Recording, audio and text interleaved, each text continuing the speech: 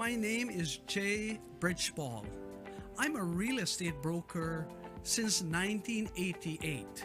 I've seen the good days, the bad days, and the not so bad days. My passion is to educate consumer about all aspects in real estate. Actually, I sold over $1.75 billion in real estate. Now, that's a lot of experience. I went through many failures, many successes, and I've seen many stories that you will be amazed. Not everything looks so glamorous as it is sometimes. On Let's Talk Real Estate, we will dig deep down and I will take you step by step through every process, from buying your first home to buying a multi-million-dollar investment property. We will have various people on this show. Lawyers, investors, we'll have mortgage brokers, appraisals, and everyone else to assist us to take you to that point. My aim is to break it down in such easy terms that you will be able to follow.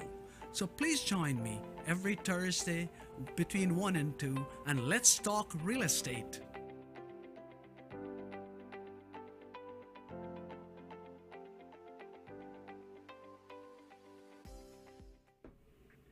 Hello and welcome to Let's Talk Real Estate. My name is Jay Bridgeball and AMIT Kanhai, also here from the Bridge team. And today we're going to be talking about purchasing new versus resale. yes, that's a very important topic because many people are confused. I mean, Amit, just like a new car, I always like something new, brand new. You want that new smell. The new smell, the new touch, the new feel. Mm-hmm. Yeah, so that's something that everyone likes, and they like to buy something new. But when it comes to houses, you got to be careful when you're buying brand new, even resale. Yeah. There's a few things that come to mind. The average person thinks, well, okay, why would I purchase someone else's layout and design when I can make something for myself? Right. But a few things that you can jump into just off the top of your head is neighborhoods. That's true. With a new property, neighborhood is not established as yet. Yeah, not just that. You don't know who's moving in.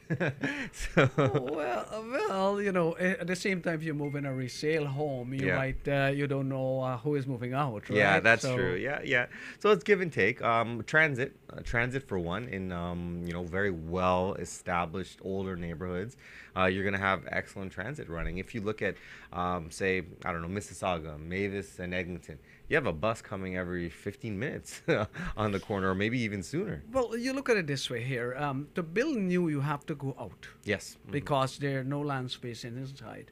So to get new, you have to go further and further and further out. Right, to get what you want. Of course, it will make a difference based on your work and everything else. Right. And have you actually taken a look recently, Jay, at some of the differences in lot sizes?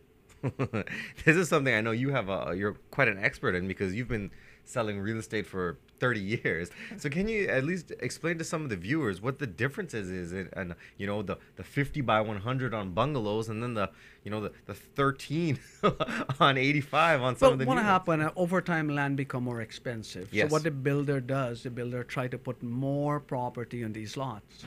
So you have different kinds. For example, in the older days, you always find a home with a garage. The garage is actually out of the home. Yes. So you get a nice square basement.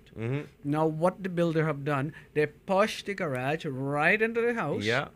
So your basement is more of an odd-shaped basement. Oh, I do see what you're saying. In many homes, you realize you walk into this house that appears to be quite large, and then the basement is an L almost. Yes, because the garage is now inside the home.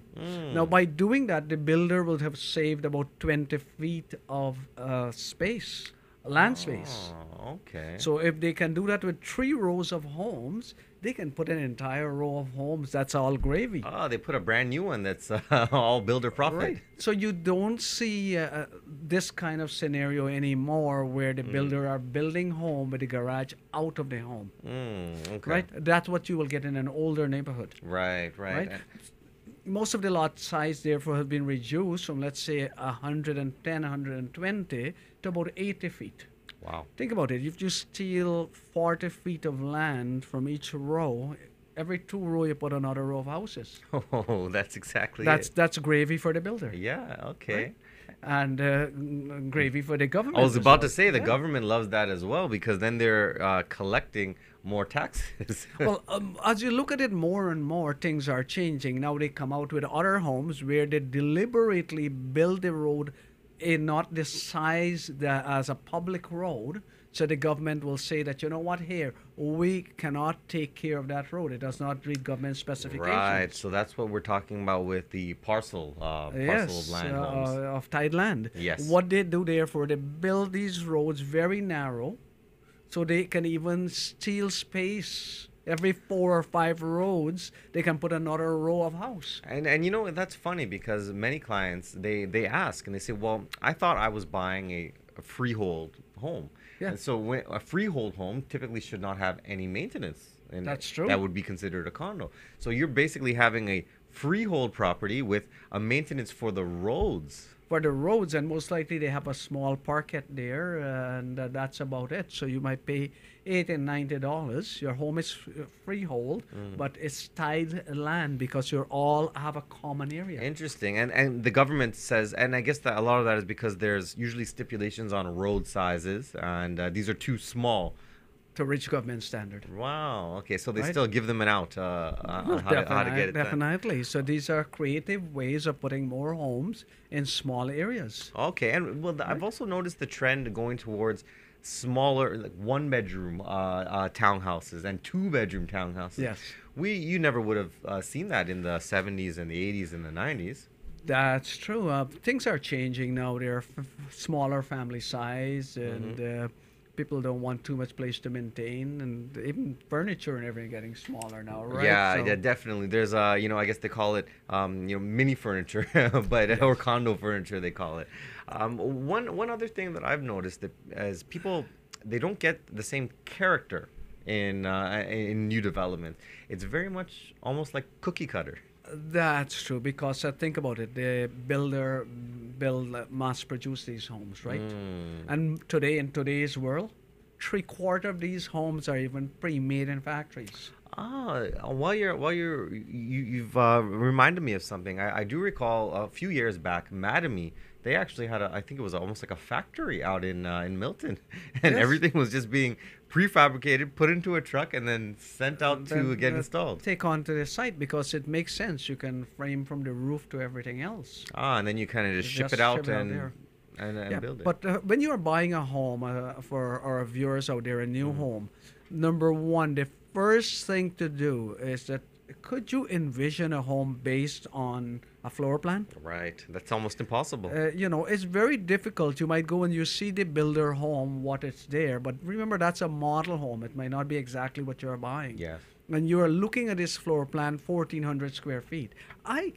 In real estate 30 years, and if you ask me to look at a floor plan and if I could visualize it, it's difficult. No, you need you've got to be a special kind of mind to be able to envision that.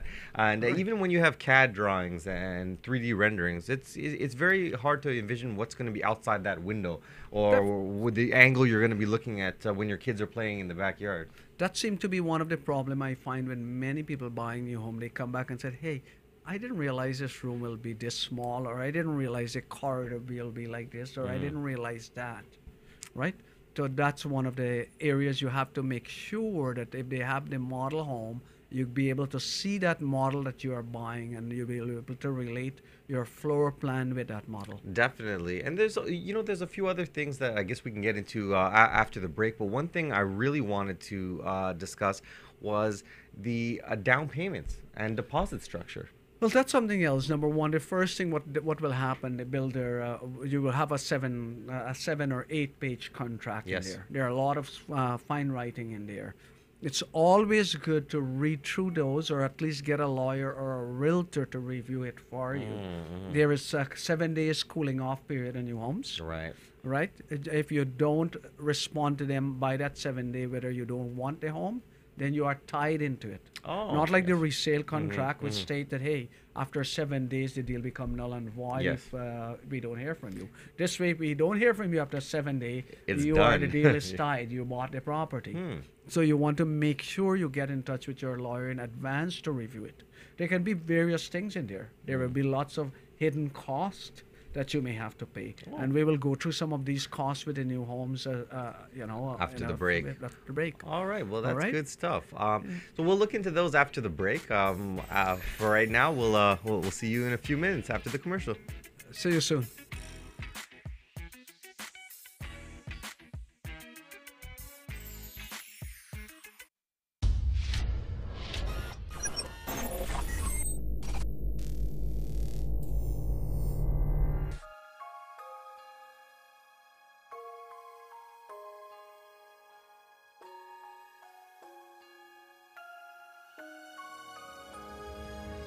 This holiday season, be sure to pick up your copy of the Toronto Caribbean newspaper and check out all the specials from local businesses right here in our community.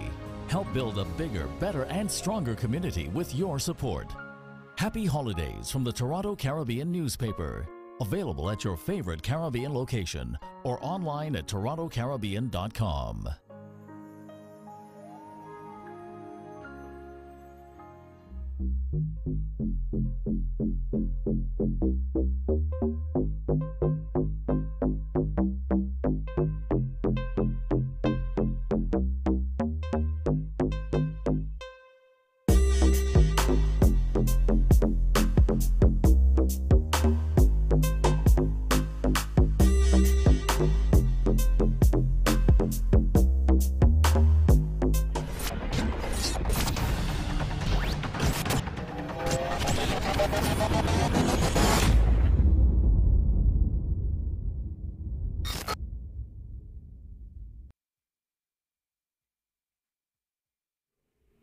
Hi guys, and welcome back to Let's Talk Real Estate. Right now, we're getting into some of the hidden costs that are associated with new homes versus resale, and we'll cue up the slide here.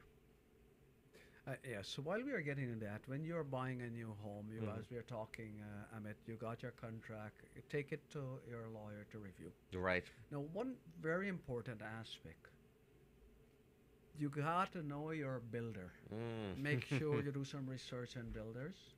I mean, you have some really good ones out there, Yeah. but then you have quite a few fly-by-night, The pop-up guys. Yeah. All right, and what happened? Their level of service is not the same. You don't know what's behind the wall. I bought one of my rental property was 15 years ago, Right. but it was a builder property. We had some plumbing problem, had to go behind the wall, and guess what? We found that everything was discontinued products No way. behind the wall. In about 15 years, the shingle start curling up. No. Although they told us we'll get 25-year shingle. Really? By about the 14th year, the furnace went, the AC went, the windows were leaking by 9 years. Wow. So what happens? Sometimes they go and get the cheapest product, or they got contractors. They negotiate so hard with their contractors that the products and the property are inferior.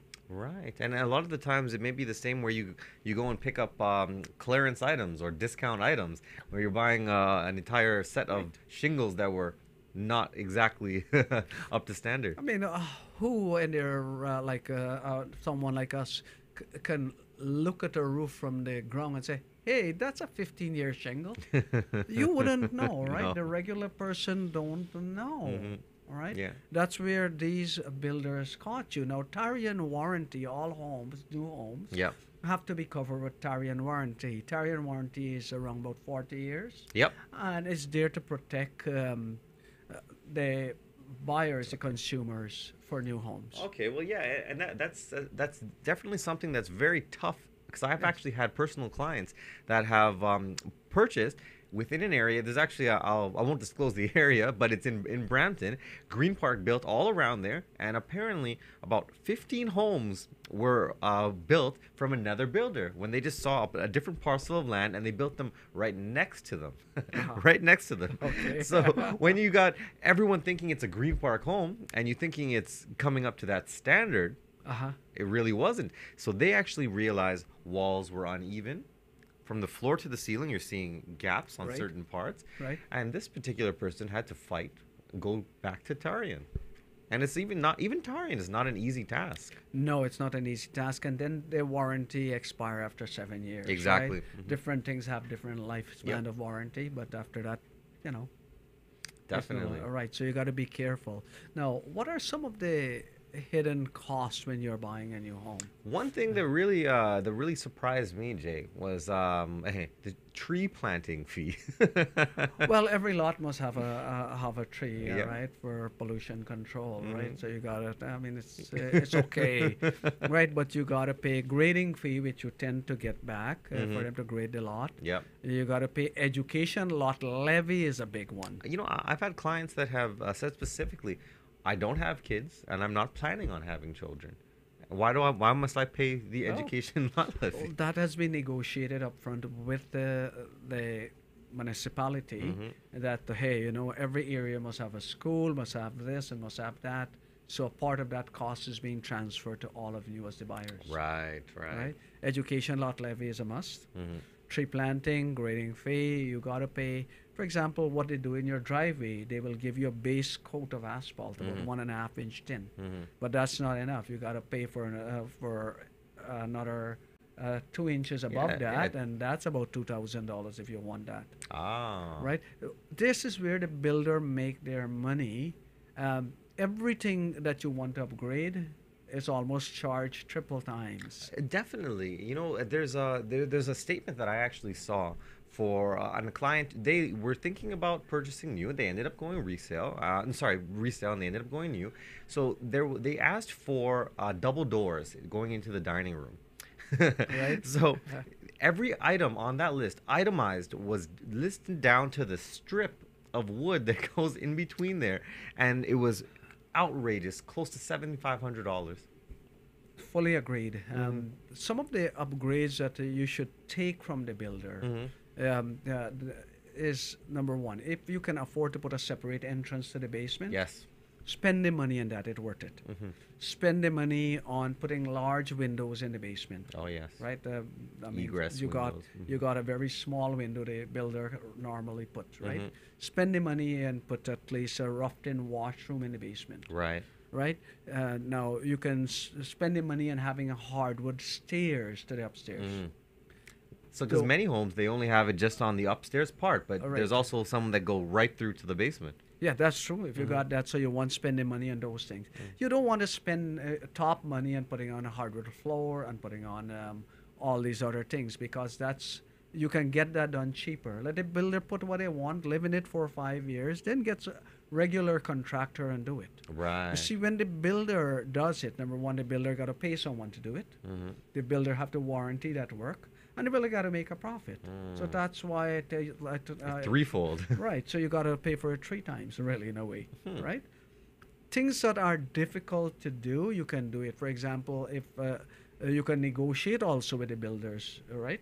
You can negotiate with the builders. Some people have known that, hey, well, we want the pot lights, but they will pay to just rough the wiring and leave it to that Oh, extent. that's not a bad idea. Then there's Right. no fishing. Just You don't go have up to there do- and right, install. you just install. So they don't pay the installation, you pay these things. Mhm. All right, as you're buying the home, make sure in today's terms that if you have to pay a little bit of extra to get the wires for internet in every room and things like that, Right. make it smart, which is the way to go. Okay, that's good. So that's some good tips on how to handle that aspect. I'm wondering now, one thing that I've seen that's popped up quite often is contracts that you assume when you're actually purchasing a new home.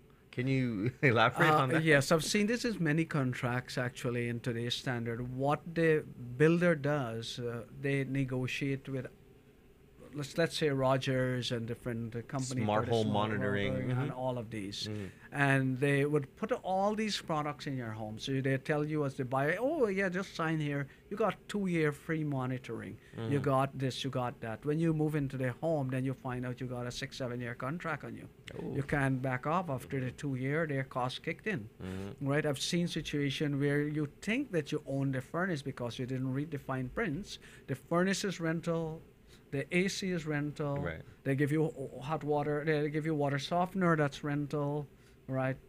Your even up to your thermostat is rental. Holy smokes. Right. So you gotta be careful with these things. Read your contract. You could end up not owning anything except the home. Well, what's also important? I've seen situations where builders delay the project by up to a year. Oh, Sometimes yes. 2 years. Your closing is in a year or 6 months. And it's being delayed way beyond because the smaller builders tried to raise money. They get the land, they got the ability to build, but they don't have the money to build. So what they do, they are trying to sell these products, their properties. So number one, they got a deposit. And number two, when they sell so many homes, they can literally go back to the bank and say, bank, I've got half my project already sold. Could you now lend me the money Finance me the remainder. to do these things, right? Builder finance. Interesting. Right. So what tend to happen in that situation is that if they haven't got a property sold, then they will delay the closing. Oh, and you know, actually, while we're on that topic, you may remember one of our clients last year. We purchased a property. I'll leave their names out, but they purchased the property and they moved in on correct timing. But the person they sold the home bought a brand new property. That property was not finished. We gave them 1 week. It's fine. You can have that. They ended up requesting to live in the basement. Our guys, it didn't work with them. So they ended up having to get a hotel for 2 full months. All because of builder delays. Yes. Our guys were secured in their home, and these guys, they sold their home, bought a new home, and have nowhere to live. Well, that's where you have to be careful in these situations. Is that no, if you have a home that you gotta sell before you are buying Right. this property. Now, what you want to do, you want to make sure. I tell my clients, not until the foundation is poured should you really begin to look at what you want to do to get your home on the market. Really? Right? Because, you know, they would say, hey, it's finishing up in July and you are going along with that. But you drove around the area and realized nothing is being done as yet. Definitely there will be delays. Right? That's very, very important. And I guess some things like that are important, regardless if it's a freehold or a condo, because the delays I'm talking about, because you can get those same delays on condo purchases as you would on these freehold properties. Right. In many cases, maybe longer. Longer, yeah. Yeah, so that's what tend to happen in those areas. Now, if you're buying a resale, also resale where it's an older home, neighborhoods are older, you want to make sure that certain things are being done as well, right? You want to do your due diligence, both property and the new and the resale. Get an inspector to go there, Oh, yes. right? Older home, going to be more in maintenance. It might be a nice area, a nice location, good lot size, but chances are some things are Gotta check breaking that down. out. Yeah. I've seen new homes where you enter, and I went to one of the new homes. They have the toilet. They have the toilet on one end. It's about 7 feet where the toilet is, and the paper roll toilet is about 7 feet away. All right, and you were sitting there. You say, wonder, hey, you know what? What was in the builder's mind? Right. I've seen right. new homes where the builder forgot to put the vent Oh, yes. for the dryer. And many of our clients have actually come to us with what do you do in these situations? A lot of times, builder will come and rectify it, but it's not something you want to be moving into a house with no mirrors in the washroom or no toilet seats. Well, these things tend to happen, so that's why it's good to get it inspected as well. I've seen new homes where the toilet was not even bolted down, Oh, okay. right? And it just rests there. Someone forgot to really bolt it And down. if you remember our episode a few weeks ago when Harry was here, he no mentioned insulation. no insulation in the house. That's nuts. So it definitely is a good idea to have an inspector. Even Yes, for a you new want home. for new homes you want to inspect just like the resale home. And new home you already know what products you can choose what you want to. Hey, I want that fancy tile. Yes. I like that floor. That's okay. Now resale you may have to redo as well, right? So let's say there are advantages and disadvantages in both, right? But it depends what you want. And you know, one thing that people bring up over and over, and it's something I agree on, The issue is you're able to finance everything on a new home. If you're buying a resale, sometimes if you need to replace some flooring, some doors, some windows, that's all coming out of pocket after you've already put your down payments and your deposits and everything. So sometimes it's a little bit of extra stress on the home buyer. So there are pros and cons. Yeah, definitely. It's really how you look at it. But some of the advice I would like to give is that if you are buying resale, number one, and you know your location, very important. Sometimes in older neighborhoods, these homes have, as you're talking about, have some beautiful character. If you spend a couple of dollars and upgrade it, you might find you got a really nice product. Even just refinishing. But while we're on that, let's close up this segment, and we'll bring back in just a few minutes, and we'll talk about condos, specifically about condos, new and resale. Yes. See you soon.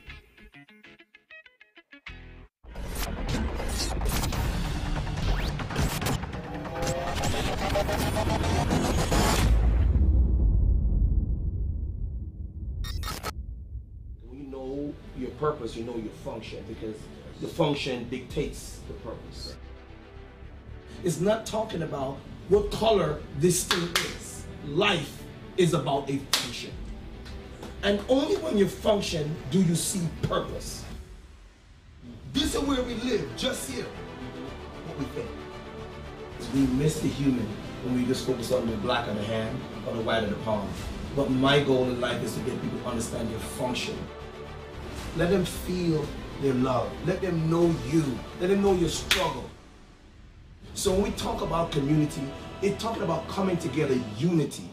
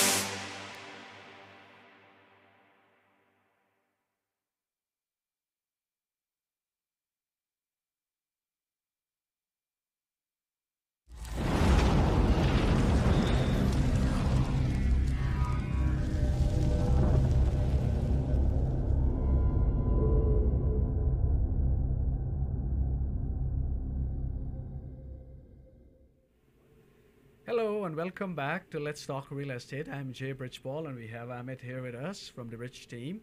Today we are discussing everything you want to know about buying new versus buying resale.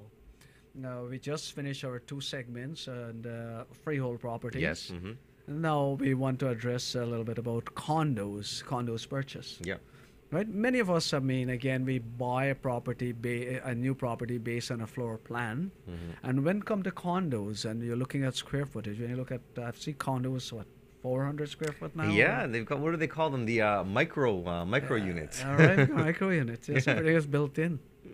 So, and you know, the thing is, they're roughly 499 square feet. And what I've done some comparison, Jay, and I found that if you look at the price per square foot, even though these units are cheaper in dollar value, they're actually significantly more expensive than a 700 square foot condo. So you're paying more for less space. Well, again, it depends where you're living in your pocket, right? I mean, if you want something the heart of downtown Toronto and don't mind a small space, then that may work, right? Right. What's your budget? You're okay. And they're But if trying you to have- keep the price in the budget, I guess. See, in the older days, the builders had a different sense of pride. They were building for families. They'll make them nice and spacious, big living room, big bedrooms, 3 bedrooms. Now, what the builder does, and it's just again like the land, Right. on the same floor, if they could pack 10 more units in it, then it's more gravy, right? Yes, I understand. And the government don't mind because the government make more taxes as well. Okay, and Jay, I've walked into some condos, older condos, built in the late '80s and even up into the '90s. But specifically, even one builder I always love is a lot of the Tridel guys in Right, yeah. Mississauga, Yes. and some of these units, 15, 16, 1700 square feet in a condo, and you have bedrooms with a huge master ensuite, big living room, and separate dining room. Yes. They're just really amazing. That's true. If you got to replicate that with the price in today's market, it'll be very, very high. So really, you got to really know what you want, Right. right? You got to know your product.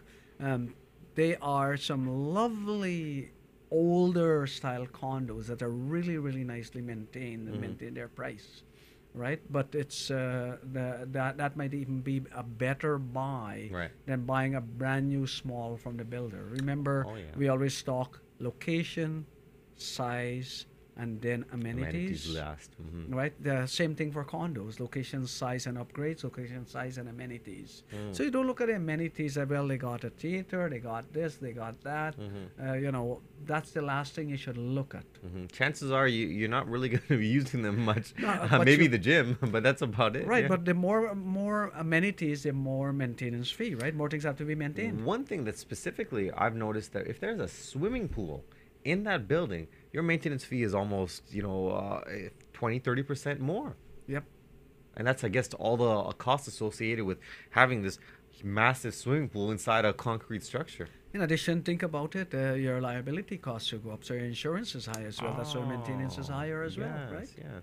And when we're talking about maintenance fees, one thing that I've noticed specifically versus new and resale, I've seen some brand new buildings with the smallest maintenance fee ever.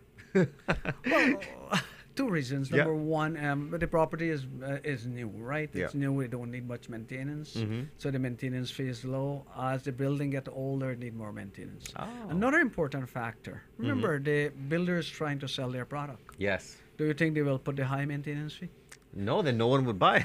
Right. So the maintenance fee is always low at the beginning, and once everything got sold, the fee's just gone up. Oh, I see. So that 199 or 185 maintenance fee isn't a true reflection of the maintenance. Right, that's true. Because maintenance is split in two parts. Part goes for reserve for future, and part is for day-to-day maintenance. I see. One thing that I've noticed is very hard to tell how much money is in a reserve fund. You don't know if it's a brand new building. So you don't know what the split is going to be like, how the management is going to be. So I guess that's something that's very scary. It is a little bit to worry. When you're buying a new condo out of a builder, we think we are buying a condo, but actually you are buying a unit in technically an apartment building. Oh. The building must have at least 40% occupancy. Right. And then the builder can now apply for condo status.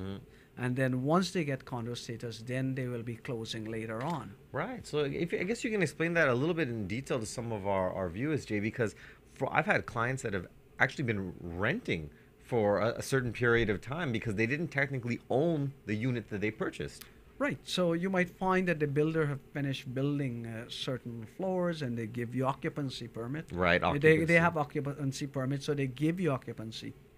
But technically you did not own that as yet because it's not a condominium Right. where they can literally sell the unit.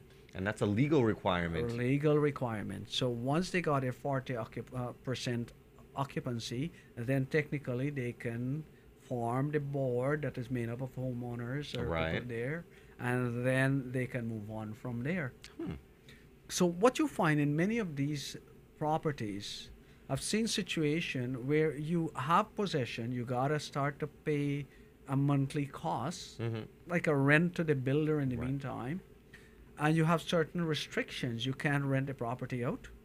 You gotta live in it, or in some situation you have to use the builder's people who they will allow to rent properties there only. and like then you'll have their to pay own. a fee or You something gotta of pay that a fee nature. for that, right? Yep. Interesting. Right? So that's where you got to be careful with these things. Many people got caught where they end up buying these property with the intention of flipping them. HST. New properties as a whole, right? Yes. Number one, the government rules are very, very straightforward. If you buy the property and you did not move into it, to live into it, Right. then that property is not considered your principal resident, Okay. Yes. right? If it's not your principal resident, then you gotta pay HST on that property. I think it's capped about $24,000. Oh yeah, because no one would want to be paying HST on $450,000. That's 60 grand. Of course, it can add up quite a bit, right? So now the way it works is that you have to live in that property for at least 12 months. Right.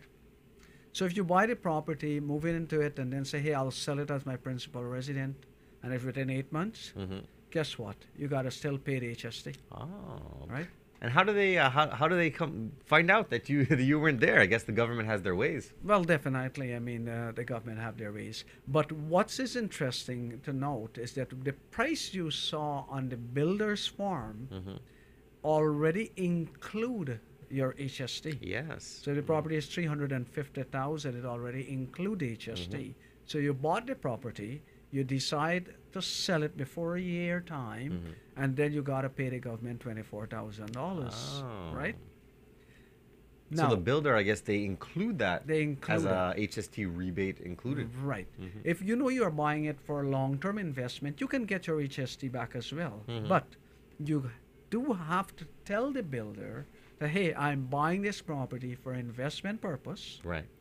which means the HST is not included, so the builder will add that HST now. So let's say 350 and 30,000 HST. They'll say, well, here, this is the cost you have to pay, right? Many people don't have that money up front. No, definitely not. But what happened once you bought that property, it's registered, it's in your name. You got within the first 2 to 3 months, they will want to see a lease. The government will want to see a lease, a 12-month lease. Once you get that lease, then you can actually go for that rebate.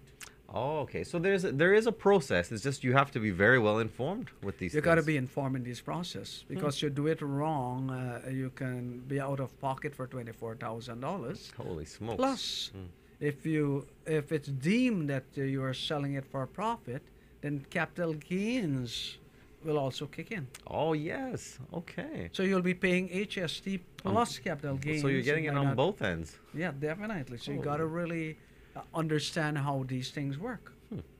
There are many properties, new properties, where people are saying, hey, you know what, I'll buy it, but I will flip it before closing. Right. That's called an assignment. Assignment sales, right. Right? So what they're doing, they are signing their contract. They say, hey, this is your contract. Right. You're selling your contract to me for a profit. Right? Now, the So builders... you're selling the contract, not Yes. even the unit, because I guess it hasn't been built yet, so you can't sell the unit. Right. So there are many people who bought many of these and spread themselves thin. And now they're trying to sell their contract. That's assigning their right of purchase. Oh, okay. Right? Interesting. Now, the builders, most of them do have clauses in there that you can assign, but you can assign it for a cost. Oh. They want their share as well. So there's a fee associated with that. I think this is going to be something great that we can get into on the next segment, actually. Yeah. So we'll take a quick break, and then we'll get into some assignments and other tips and tricks on purchasing condo properties.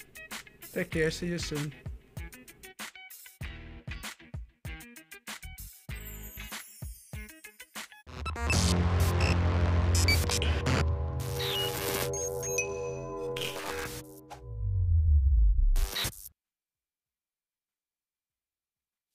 Think you have what it takes to bring value to the community? The TCN TV network is expanding and now accepting TV show proposals. Here's an opportunity to build celebrity status and become part of an elite group of community advocates that are focused on building, strengthening, and empowering our community in a positive way. Are you interested in embarking on a new adventure? TCN TV is searching for people interested in opportunities to change the conversation and pave an unforgettable legacy. If you feel you have something of value to offer, send a written show proposal to shows@mytcntv.com.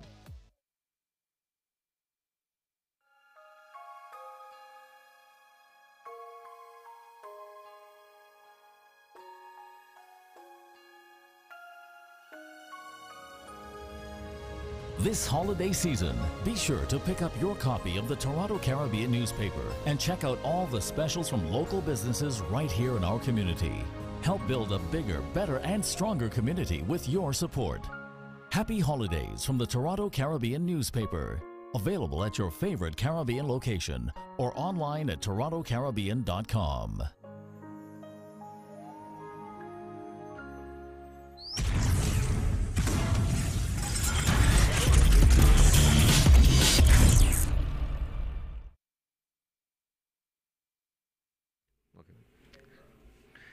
Well, welcome back, guys. So we are here in Let's Talk Real Estate with myself, AMIT and Jay Bridgepall. We are just going to be getting into some of the tips and tricks on purchasing condos, new versus resale.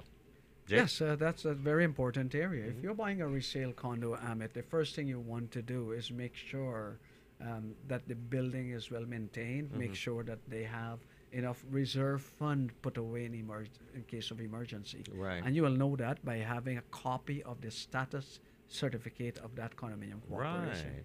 That's from what I've seen some 100 pages long. Their status is quite long, and then the reserve is a little bit smaller, but it's still quite a big package. Right. You know, a status certificate is really a roadmap of that property. Right. It's an X-ray of that for the whole building.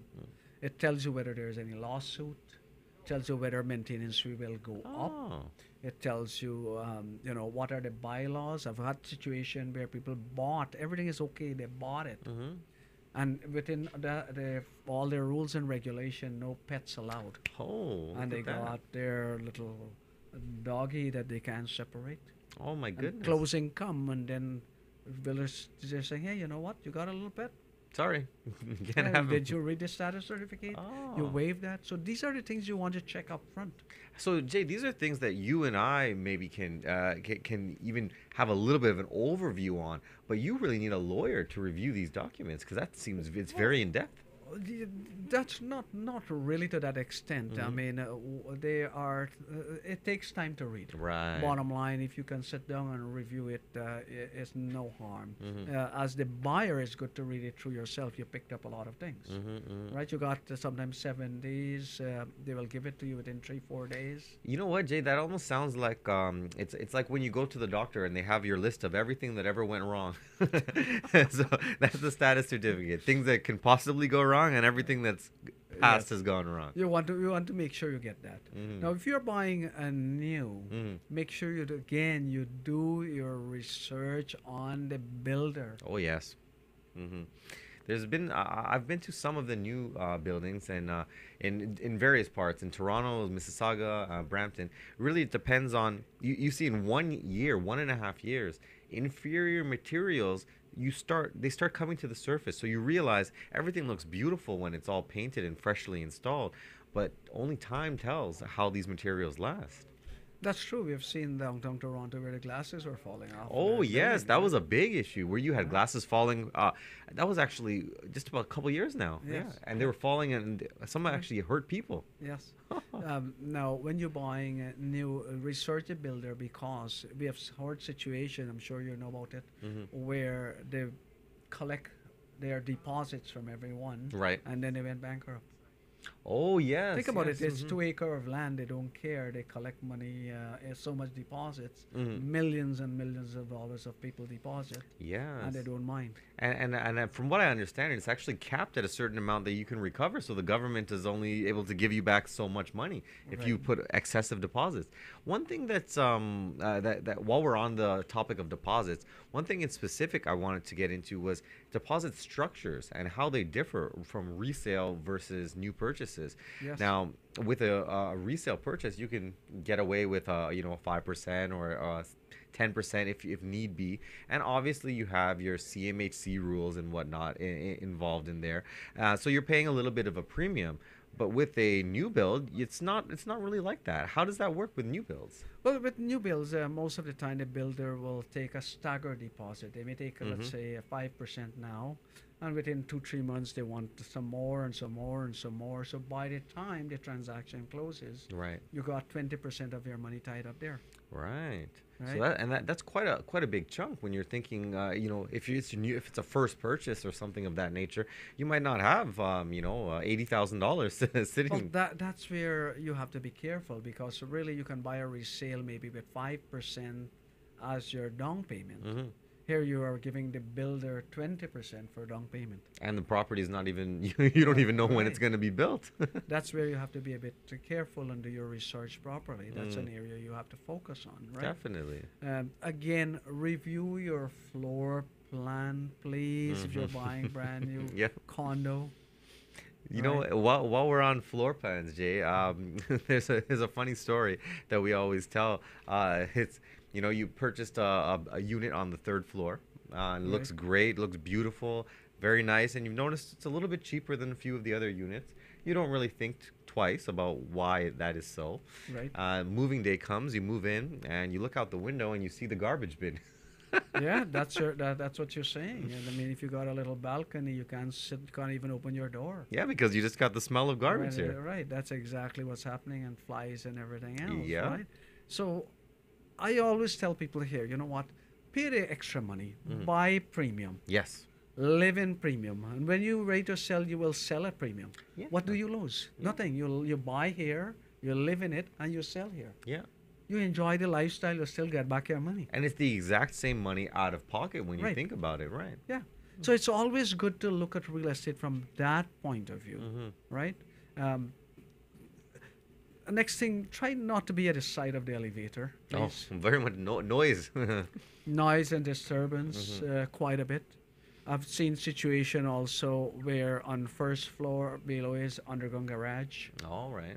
right? Sometimes it's colder, right? Think about it. Exhaust fumes always still contained, but It's still once gotta air, be- it gotta be somewhere, Mm-hmm. right? So these are some things you want to avoid with the And it's even funny that you mentioned that with the elevator, because I was in a condo for 2 months before construction of one of my properties, and I noticed that it was always around certain times of the night these very loud whooshing and grinding noises, and I had no idea what it was. I called downstairs and I said, is something wrong? It sounded like the building was gonna explode. Yeah. And they said, no, that may be the elevator. Yeah. Yeah, so that's why you want to be careful with those things. Choose your best location. It might be a bit more pricey, but it's worth it, because when you're ready to sell, you'll be selling premium. Right. Buy at premium and sell at premium. Good Yeah. advice. And you live in premium. Yes. Buy in premium, live in premium, and then sell at premium. Right, Yeah. definitely. You buy less premium, you live in less premium, and you will sell less premium Yeah, and anyway. all that does is really affect your lifestyle. That's all. Mm-hmm. Right? So I just want people to have that mindset. Now, what's happening next year? You know what? everyone asked that question, and let's at least look what's happened in the past year to see what's going on next Well, year. and this year we have seen a very interesting year. We have seen the January, February market really shot up. Yep. It was normed that every property, their Over asking. offer Yeah. date set, and 25 offer, 30 offer. Then the government stepped in, and we've seen, it's a really roller coaster year. And the thing is, you've seen a slight decline in residential and freehold properties, but one thing that not many people were anticipating, condo pricing has still continued to surge. That's true. And a lot of things I've been reading and just seeing in the market is because regular detached homes are still so unaffordable for many people that a lot of people are choosing to raise their families in condos now. It's a switch towards a different gear. Right now, they are calling for more to build condos that will cater for big families, 2 and 3 bedroom condos. Right. Now, what will happen next year? People will be qualifying for about 20% less mortgage. That's going to be huge. Yeah, January 1st. Right. That will create a downward pressure in the real estate. But I am not anticipating a major drop. Actually, by the end of next year, I'm anticipating real estate may go up to 6 to 8%. And that's very healthy. That's very healthy. yeah. At the worst, we might actually just see a little bit of stagnancy from January, February, and March. But that's normal in the cold months. I really no, I really don't see it that way. I think in the January February market is the best market to sell because it's off season. Less people put their homes on the very market. good. Right? Good tips. Yeah, so if you really want to sell off season, put your home up in mid-January, mid-February. And buyers that are out at that time, they're very serious. Well, guess what? There are many people who are sitting on the fence because the government come out with their regulations toward the second half of the year, and now we're hearing the stress test for the new year. But I'll tell you what, the stress test has been wrong already for mortgages that are insured. Yes. Now it's just going to All uninsured, mortgages. all mortgages. So when you think about it, then there's a very small percentage of people that are going to be affected. It's 45% because already 55% are subject to. yeah, so it's just the remaining balance. Yeah. Right. So now what will happen is that there are many people who are putting off their purchase and they are beginning to jump back into the market. They are waiting to see what will happen in January and they will start to realize that real estate will not come down. They will start to jump back in. And then they'll just jump back in, and then the ball will start rolling again. And once the ball starts to roll, the minute the news fan the flames, guess what? The speculators jump in, and when the speculators jump in, everything gone up. So then we just continue on our path. Yes. I guess, folks, we are out of time. So Yes. we just want to say thank you so much for tuning in, and we are looking forward to see you next week. We'll continue our session, and let's talk about real estate. Sounds great. Happy holidays. Take care. Take care. Bye now.